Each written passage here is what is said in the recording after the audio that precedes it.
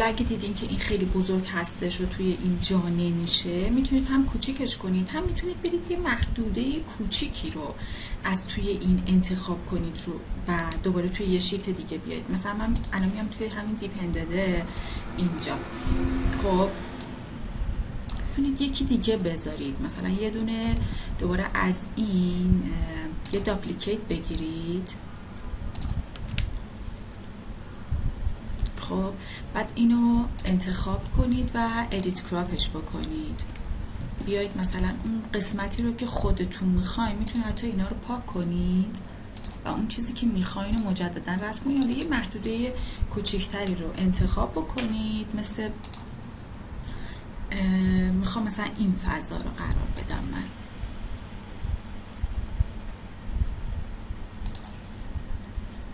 تاییدش میکنم. ببینید فقط مثلا اینجا رو میتونید بذارید.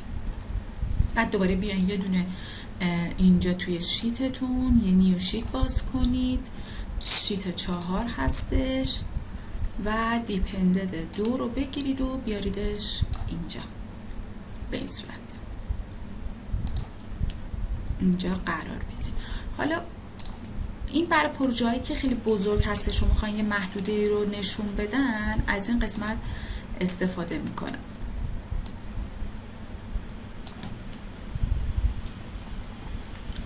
بعد دیگه خب این کادر دورش هم نه، کادر دورش حذف شده است، نداریم یا داریم؟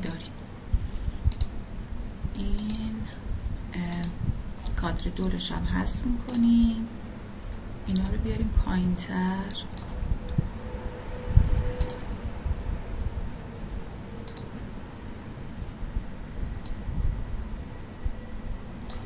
که یه قسمتی از شیتمون جا بشه، حالا شاید خواستی مثلا توی اون شیت چیزای دیگه ای رو هم بذاریم.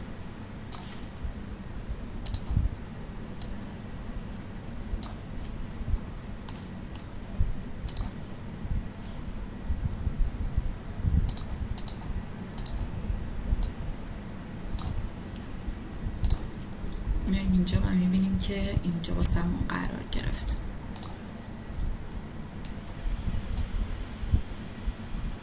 میذارم اینجا. خب ببینیم اسکیلمون چنده. خب 1:100 هستش و این که کادرمون رو هاید کرده بودیم ولی آره هاید شده است. این از اینجا میگیریم میاریم میذاریمش اینجا.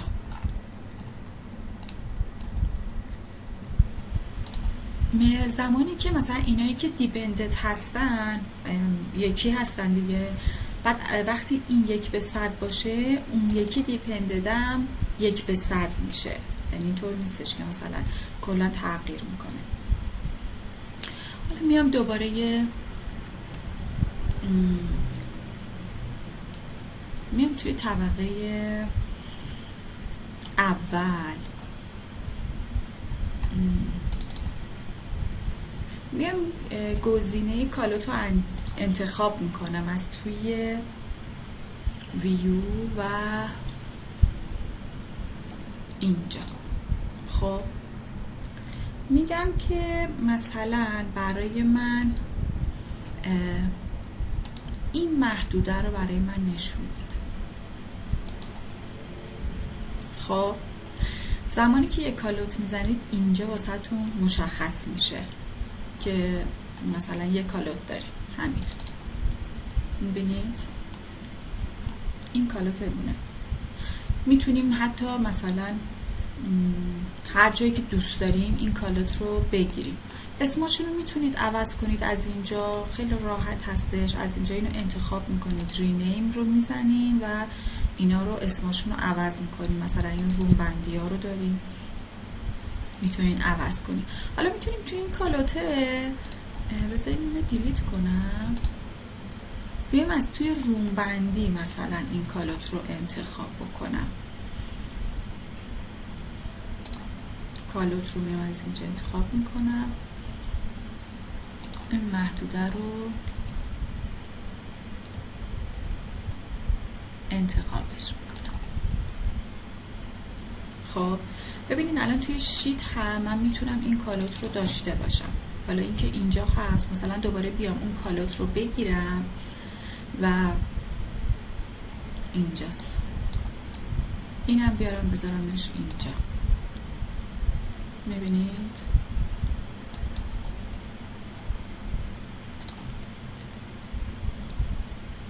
به این صورت. و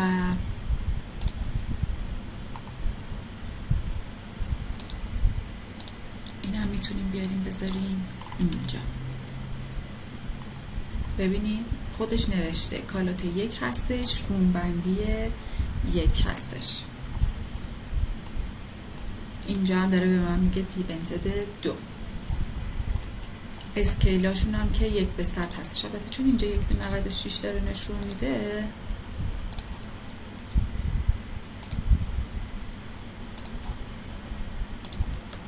ببینید اینجا هم درست شد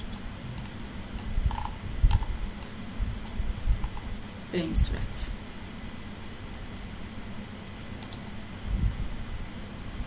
حالا میتونم بیام توی کالوت و این کراپ ویوش رو هم حذف کنم که بیام اینجا اینم هاید شده باشه.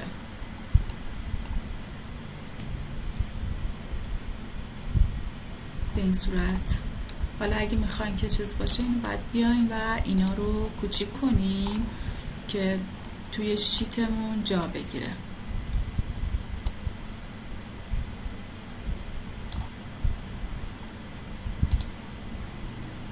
توی پلان های مختلفی که داریم میتونید اینا رو انجام بدین. مثلا توی طبقات اول، طبقه های دوم، مثلا مبلمان رو بذارین توی هر طبقه‌ای که هست و ازش کالوت بگیرین، فقط خود مثلا اون مبلمان رو بگیرین.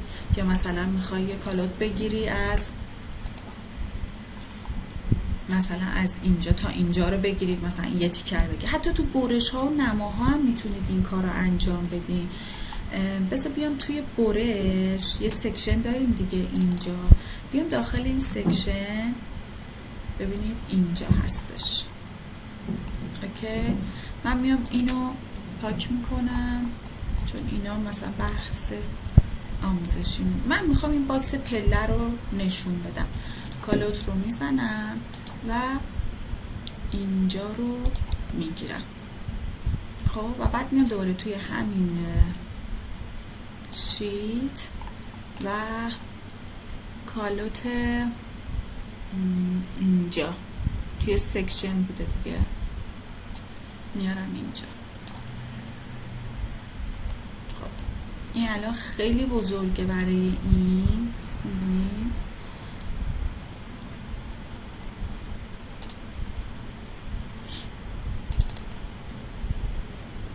این 1/50 من میکنمش 1/100 و اینجاست. اینو میگیریم و میارمش اینجا قرار میدم. درست. یه کالوت رو اینم بیاریم دورش رو برداریم، ببینید به این صورت میشه. حالا باز توی سکشن من میتونم علاوه بر این کالوت یه کالوت دیگه هم انتخاب کنم. مثلا بیام کالوت رو بزنم و این یه تیکه رو من میخوام این یه تیکه رو نشون بدم. حالا تازه میتونم مثلا انتخابش بکنم، ادیت کراپش بکنم، اینو مثلا از اینجا بیارم بذارم اینجا، تاییدش میکنم و بعد میتونم اینو دوباره بیارم توی همین شیتی که داشتم. خب میتونم اینو الان مثلا از اینجا دیلیت کنیم و کالوت 2 رو میگیرم و میارم میذارمش اینجا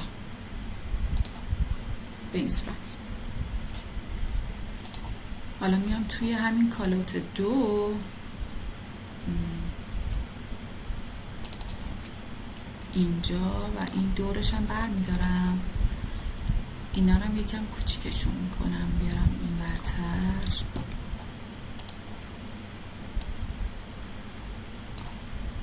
توی یکم همین کارو میکنیم که یکم جمع جورتر باشه.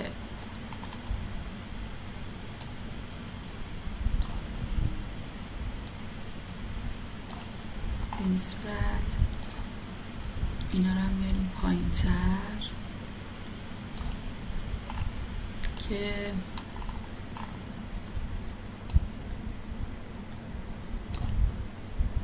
اینطوری.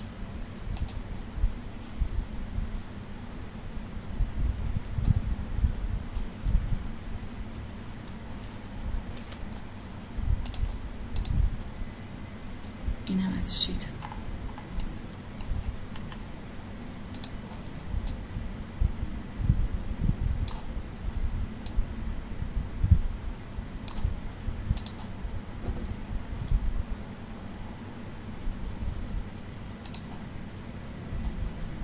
اینجا که لازم نداریم، چرا باز بچه بیایم اینجا. میتونیم اینا رو هم جمع جور ترش بکنیم که بهتر باشه.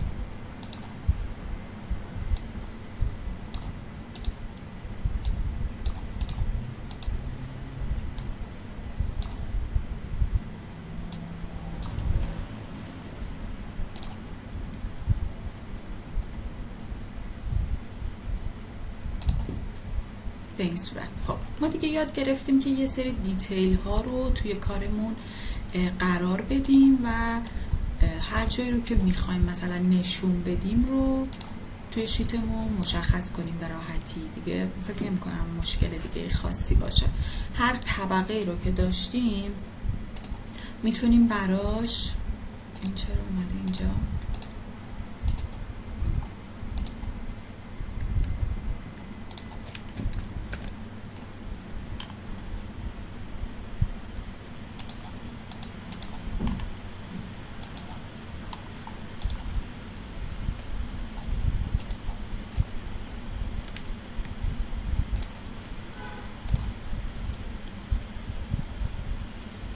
خب به این صورت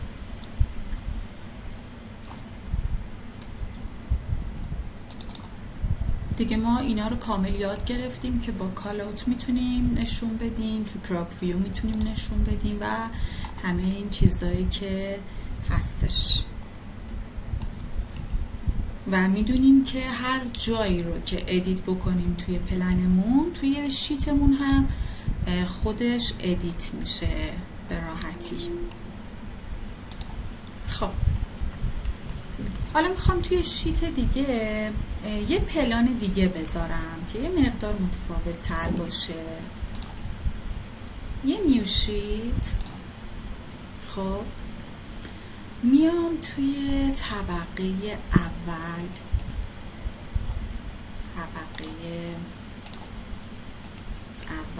میام ازش یه داپلیکیت میگیرم و اسمشو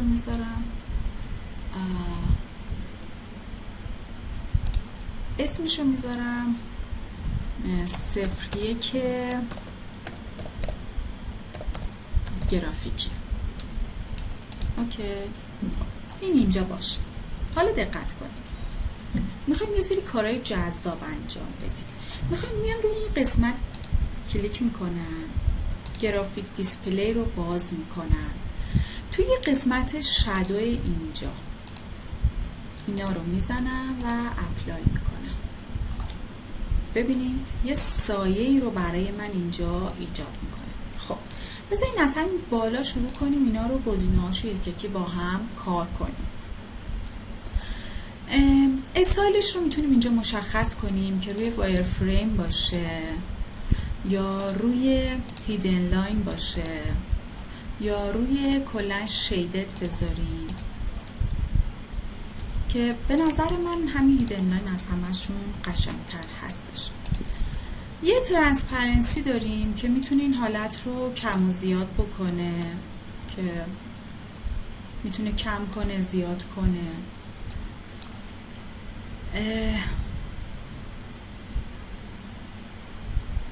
این گزینه رو میبینید، امبینت، یه نرمی رو روی سایه ها قرار میده که این بیشتر روی نما خودش رو نشون میده. وقتی بر میداری مثلا اون نرمی رو نداره. زیاد اینجا دیده نمیشه ها، میگم توی نما بیشتر خودش رو نشون میده. این قسمت که اسکیس هستش، اگر ما این تیک رو بزنیم کارمون رو به صورت اسکیس نشون میده. ببینید من اینا رو بیارم بالا، اپلای کنم، کار کاملا مثل اسکیس میشه. این خب اینو برمیدارم. این توی نما کاربرد داره. لایتینگ رو داریم که روی من مثلا سان ستینگ میتونیم کلیک کنیم و تغییراتمون رو مثلا روی جهت تابش داشته باشیم. ببینید میتونید مثلا عدد بهش از اینجا بدین،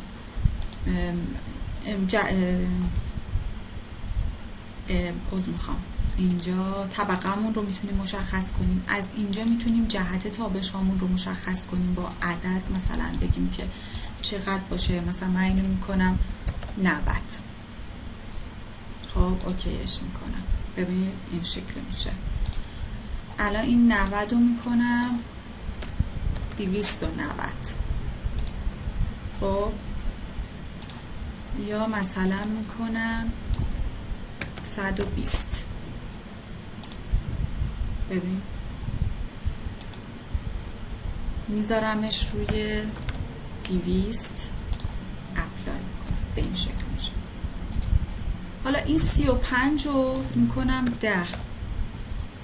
ببینید از اینجا میتونید یه سری کنترل هایی رو روی نورتون داشته باشید. ببینید به هر جهتی که دلتون بخواد میتونید کار خودتون رو مثلا درست بکنید. من اینو روی 10 میذارم که کشیدگی سایه زیاد نداشته باشم. اینم میذارم روی 150. البته اینجا رو میذارم 130 تا. خوبه به نظر من این اوکیه. خب دیگه شادو رو که با هم کار کردیم، از اینجا هم میتونیم این شادو رو کم رنگ و پر رنگش کنیم. ما میبینید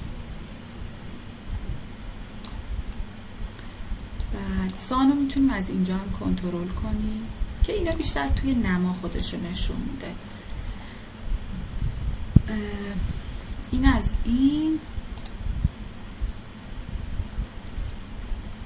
اینجا هم که دیگه مخصوص نما هستش که همینا اپلایش میکنم.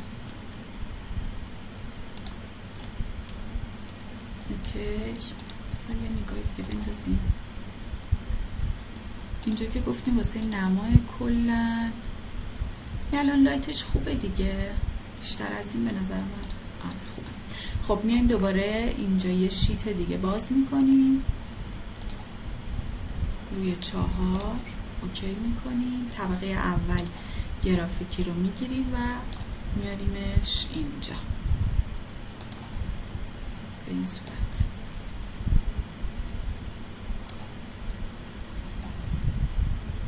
چقدر راحت یه کار فوق العاده جذاب میتونیم داشته باشیم که حالا مشخصات شیت رو دیگه خودتون اینجا میتونید پر کنید. خب من میام توی سکشنی که دارم اینجا، اینا رو که گرفت داشتم رو فعلا هایدش میکنم. اینم هایدش میکنم. ببینیم اینجا با دیسپلی آپشن چه کارهایی رو میتونیم انجام بدیم. اینو میگم بیارم اینور.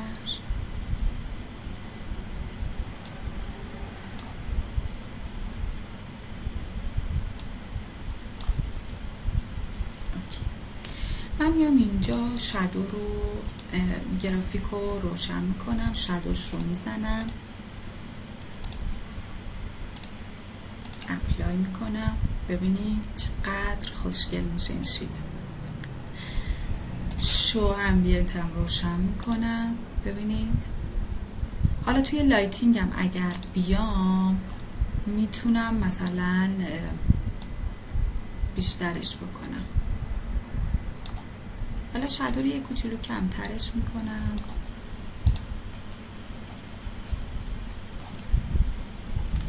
این دیگه خیلی کم رنگه.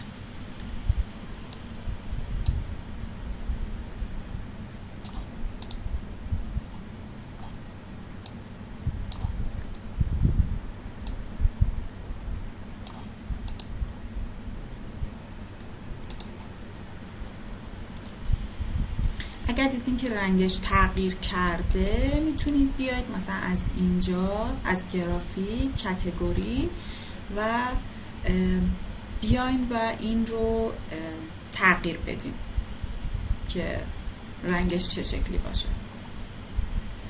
خب من میام دوباره یه شیت دیگه باز میکنم.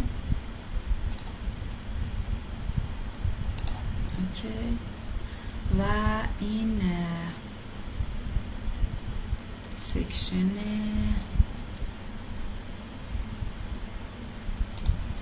همین بود دیگه. فکر میکنم روی همین کار کردیم، نیو نگرفتیم براش. خب سایزش برای اینجا خیلی بزرگ هستش. میتونیم بریم توی این سکشن و تمام این لیول هایی که داریم رو میاریم تا اینجا دیگه. حالا اینا که زیاد چیز نبود ولی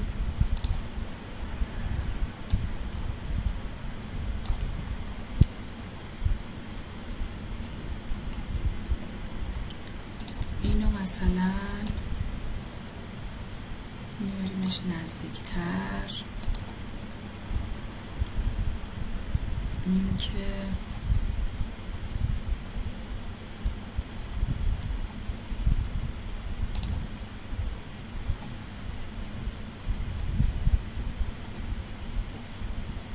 بذار بیاییم توی این نیست، اینه به این صورت. خب این دیگه اضافه است. یعنی دقیقا روی 0 هم نیست. دوباره بریم توی سکشنمون، اینو میارم از اینجا میذارم اینجا که روی 0 باشه. خب اینو دیگه نمیشه کارش کرد. البته اینم جا به جا شده برای من.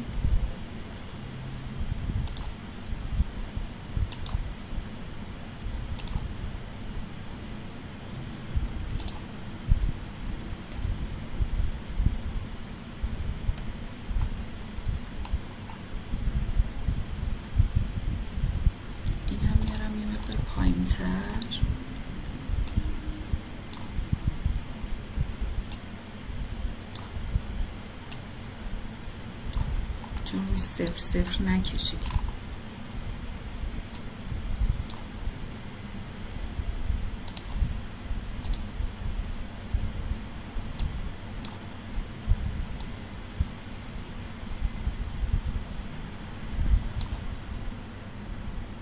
اینم باید بیاد رو 0 که البته توی شیتمون دیده نمیشه این و حالا نیازی نیستش. به این صورت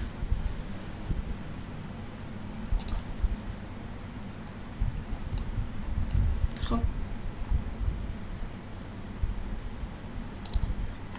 این خارج از شیتمون افتاده. میتونیم بریم و اینو توی شیتمون اینو ماسکش کنیم که از اینجا دیده نشه.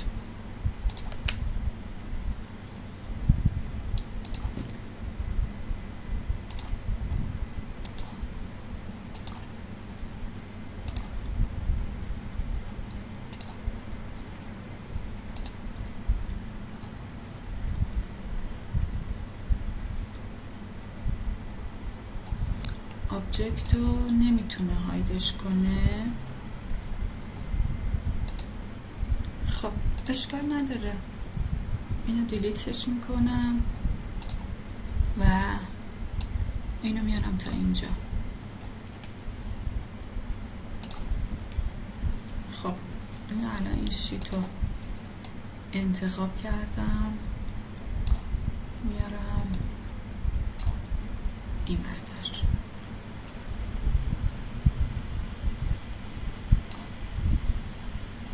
به این صورت.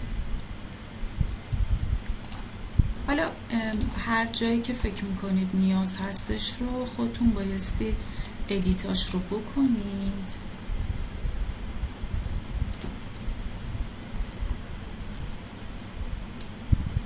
که توی شیتتون خوب جا بشه.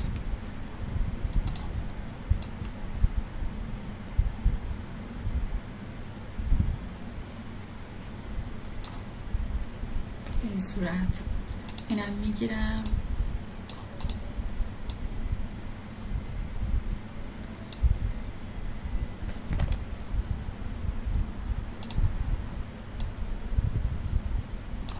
میاریمش اینجا. اوکی، ببینید چه شیت قشنگ شد. حالا میتونید اینجا رو هم خودتون براش پر کنید که مشخص بشه. اینم از این. البته من اینو از اینجا پاک نکرده بود. خب حالا دیگه برای شهرداری هرچی بخوایم بدین خیلی راحته، میتونید اینا رو بدین، میتونید مثلا مبلمان رو بذارین و حتی برای سقف که بود شیب بندی رو داشتیم که بهتون گفته بودم چجوریه، میتونید از اونم استفاده کنید و اون شیب بندی سقف رو هم برای مثلا شیتاتون که میخواین ارائه بدین به شهرداری بذاریم. الان دیگه فاز 1 براتون خیلی راحته این چیزایی که هست. حالا ما داریم کارهای گرافیکی رو میکنیم که تا حدودی جذاب تر بشه. خب بذارین اینا رو یه ذره ببندیم.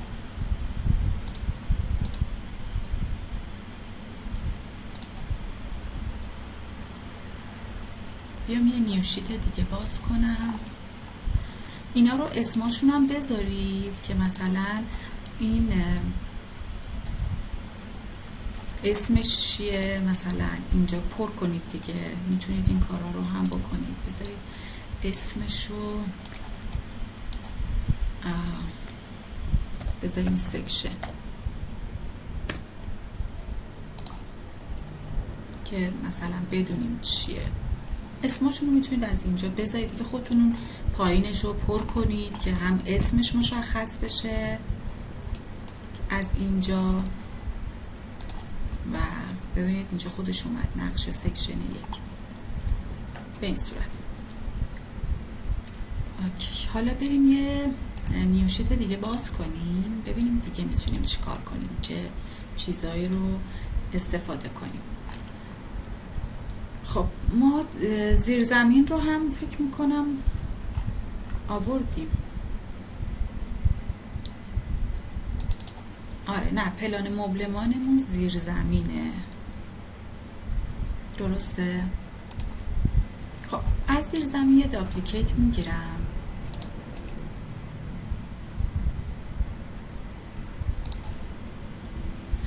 ببینید زمانی که داپلیکیت میگیرین یه سری چیزا حذف میشه، مثل لاین ها، مثلا دیتیل لاین ها حذف میشه، مثل انوتیت هاتون و همه اینها حذف میشه، درسته؟ میام چیکار میکنم؟ میام توی اینجا همه رو انتخاب میکنم. خب بعد میام چیکار میکنم؟ فیلتر رو میزنم، چک نون، و بعد میام میگم که مثلا لاینا رو برای من بگیر دیگه، بهتون بگم چیزایی که اونجا نیست، مثلا دیگه گرید و کار نداریم، لاین ها رو نه، دایمنشن ها رو برای من بگیر. حالا اینایی که لازم داریم. خب اینو اوکیش میکنیم. حالا که اینا رو که گرفتیم کپی رو میزنیم.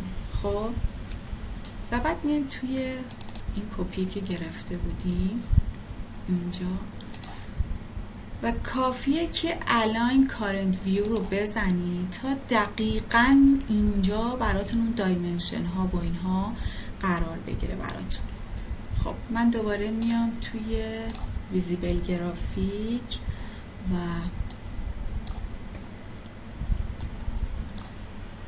وال رو میزنم،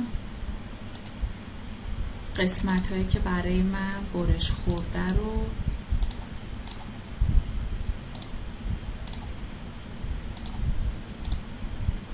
اوکی. خب حالا برای اینکه جهت رمپ رو بخوام نشون بدم بایستی از یه سری تکنیک ها استفاده کنیم. اول میتونیم بیایم از اینجا توی لود فامیلی دو تا رمپ هستش اینجا گذاشتم براتون، میتونید از اینا استفاده کنید. هم میتونید، البته این یه تیکر رو اونقدی جالب نشون نمیده بهمون چون جز یکی از کامپوننت ها به حساب میاد، چندان جالب نمیشه که ابتدا و انتهاش رو بذارید. به نظر من بهترینش این هستش که شما از توی قسمت انوتیت بیاین و با دیتیلاین خودمون این رو ترسیم بکنیم. مثلا جهتش رو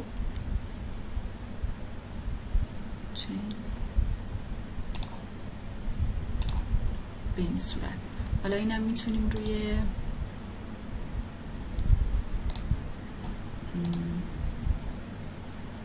یه لاین دیگه بذاریم. نه ولی همون هیدن لاین بهتره به نظر.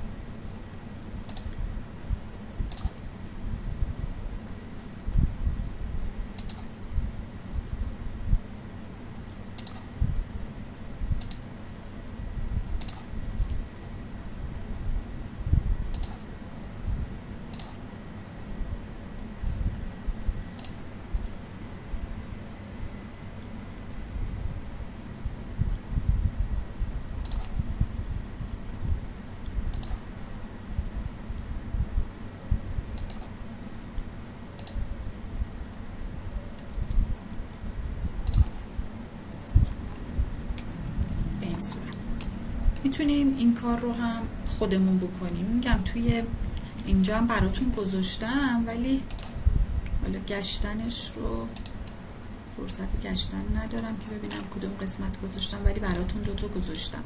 یکیش به حالت ساده هستش، یکیش هم حالت گردی رو برامون میاره که اونو باید یه مقدار تنظیم کنیم و کارش یه مقدار سخت هستش. و بعد میتونیم مجددا این رو بذاریم داخل شیتمون.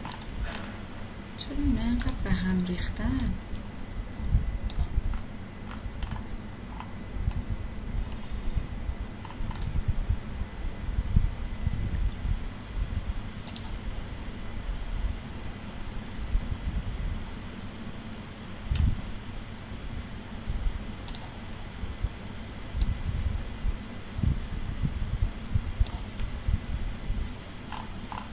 این صورت. خب دیگه فکر میکنم همه مدل ها رو یاد گرفتین که چطوری میتونین توی شیتتون اینها رو قرار بدین. چیز خاصی گفتم شیت نداره، در همین حده که فقط باید باشون بازی کنید و این قسمت ها رو کامل نشون بدین دیگه. دیتیل های کامل رو توی شیتتون بایستی ارائه بدین، نشون بدین. خب حالا میتونم بیام این رو هم توی این شیتی که اینجا بود داشتم، میتونم این رو هم بیارم. کپی منهای یک بود دیگه. اینا رو هم زمانی که کپی میگیرین، داپلیکیت میگیرین، رینیمشون بکنید که خیلی راحت تر بتونید پیداشون کنید و بیاریدشون. حالا جابجاییش هم با خودتون دیگه، اینا رو جابجا کنید که دقیق همشون توی یه جا قرار بگیرن. این نوشته ها از این سمت و از این سمت اندازه بگیرید که شیتتون دقیقاً وسط قرار بگیره. زیاد مثلا من فرصت این که بخوام اینا رو انجام بدم رو ندارم، طوری باشه که دیگه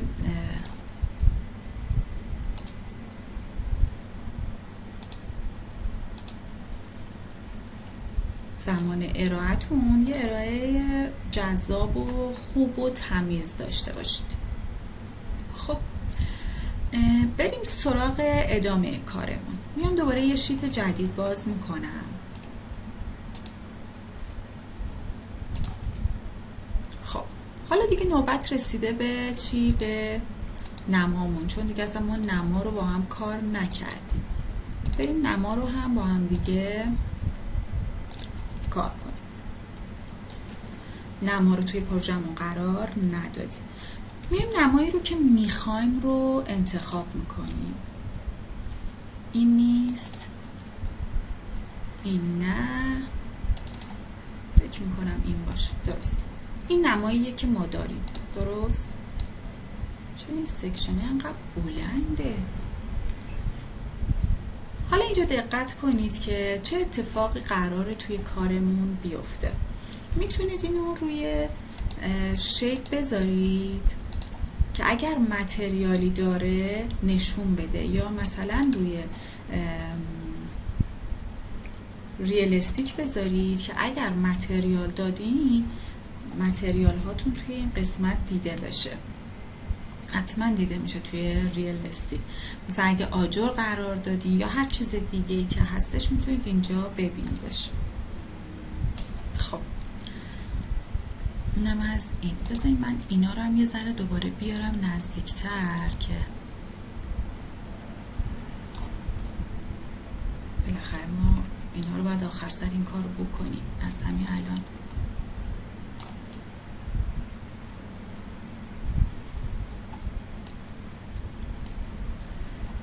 این از این. خب من میام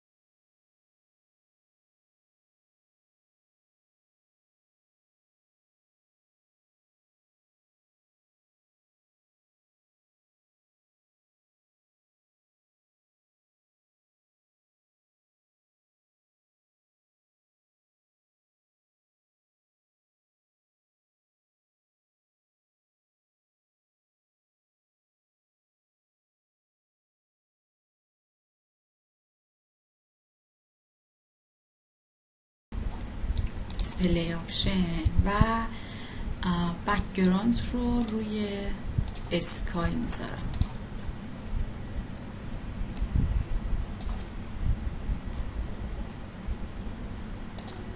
خب وقتی روی اسکای میذاریم خودش یه آسمونی رو برامون میذاره.